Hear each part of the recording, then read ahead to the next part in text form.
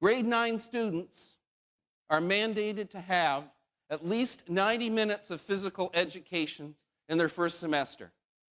Do you know how many minutes of financial literacy, of financial economics and understanding there is in the curriculum?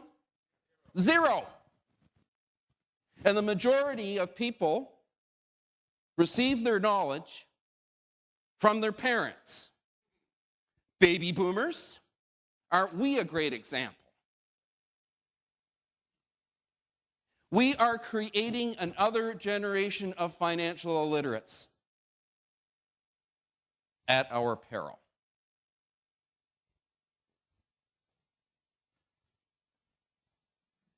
So what is financial literacy?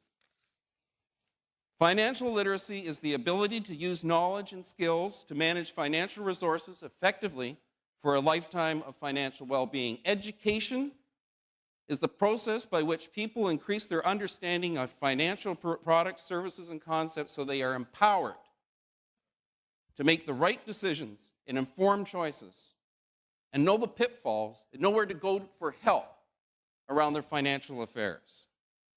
It's true that financially well-versed people are far more happy, are far more calm through this period of uncertainty than people that are not. And what is knowledge? Knowledge is power. When you do not have knowledge, you have what? You have fear, because you do not know. You do not have the information at hand to allow you to make those rational, concrete, wise decisions. Never before have we had a situation where people need advice like they do today.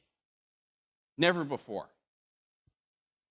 They need good, sound, well-informed, knowledgeable advice so that they can become empowered and knowledgeable about their financial affairs. The keys to financial literacy, again, are: how do I manage debt effectively? How do I live frugally? Not, cut everything out, but how do I live wisely within my means? How do I plan effectively for now and tomorrow? How do I have an emergency fund in case something unfortunate happens? I know I've seen friends of mine who did the baby boomer thing. They went out and bought a house that was way too big for them. They got into debt because they wanted to have the boats, the cars, all of the things. The only problem is when they invited you over for a barbecue, they asked you to bring your own meat. They were living a facade. They were living a framework that was not true. They were poor. They had the trappings of wealth, but it did not belong to them. I look in Oakville today, and after that downturn that we have, it's amazing how many $2-4 million homes are going up for sale.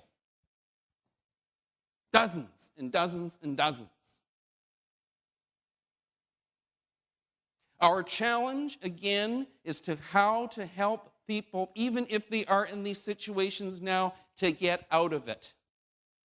And give them the skills and the wisdom and the tools to ensure that they do not fall into these pitfalls and traps again that financial illiteracy creates for them, and that is financial serfdom. What can you do? You are the knowledge workers in financial advice. You are the people that have the skill sets, the knowledges to be able to help people. We have a calling today as people who are financial advisors, who are financial planners, who are engaged in the financial services industry, to reach out to Canadians to educate them on financial literacy. Of course, governments can do anything they want. They can create national programs, they can send out brochures, they can do all those things. But the true work of financial literacy happens at the grassroots level, in your own community, your own engagement in the political process. When you get home, write, mail, call, email your MPP and ask him, her, what their position is on education, on financial affairs in the high school system. Ask them that question. If you are asked to write articles, if you are a volunteer to speak, go to high schools. Frame yourself in a new way. Think of your business in a new way.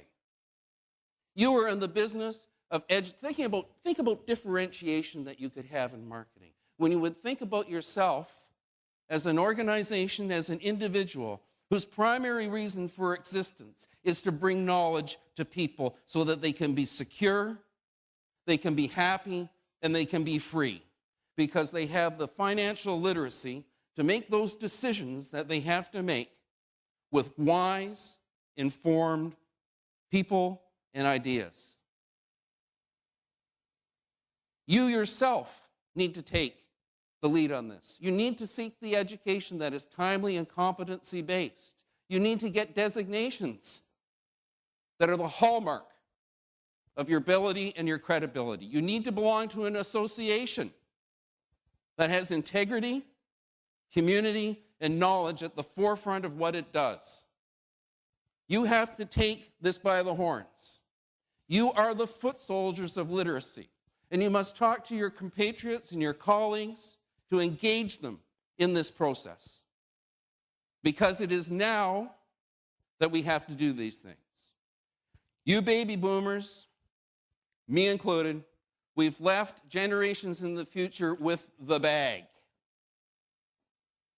All you people born after 1963, point your fingers at those baby boomers that put up their hand and said, "Look what you've done to me."